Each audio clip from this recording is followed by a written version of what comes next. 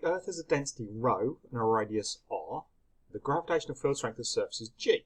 Okay, what's the gravitational field strength at the surface of a planet of density 2ρ and radius 2r? Okay, fine. So here we go. What we've got then is we've got the Earth, and that has a density that's ρ, and it has a radius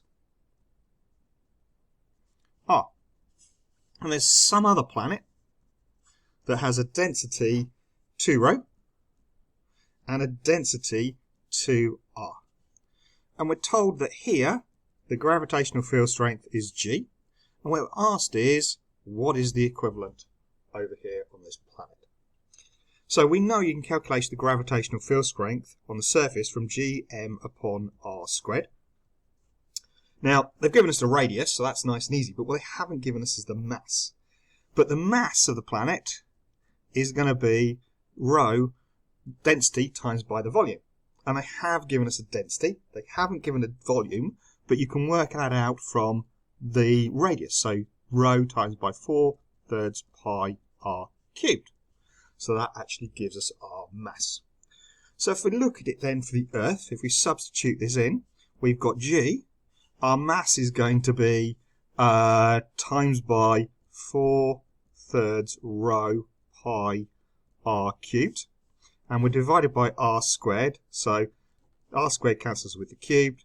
We end up with 4/3 g pi times by ρ r. And I'm writing it that way for a reason that we'll see in just a second. So for this planet, we've got the same idea, and we substitute in again. So we've got g, but this time the mass is going to be, the density is twice and the radius is twice.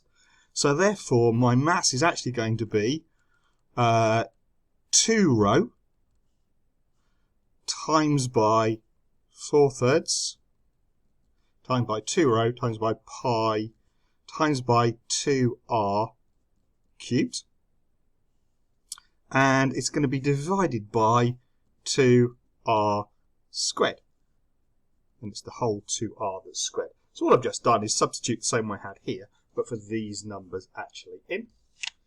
What I'm going to do then is just simplify down again. So if I look at this, I can cancel 2r squared and get rid of that. That means, rearranging ever so slightly, I'm going to get 4/3 times by g times by pi times by 2ρ times by 2r, which is going to give me 4/3 g pi times by ρ r times by 4.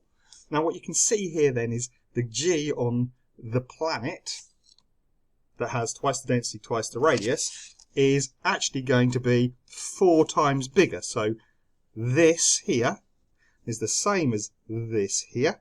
So the g on this planet is going to be 4 times bigger. Therefore the answer is going to be C, that g on the planet is 4 times bigger than g on the Earth. Hopefully that makes sense. Thank you very much.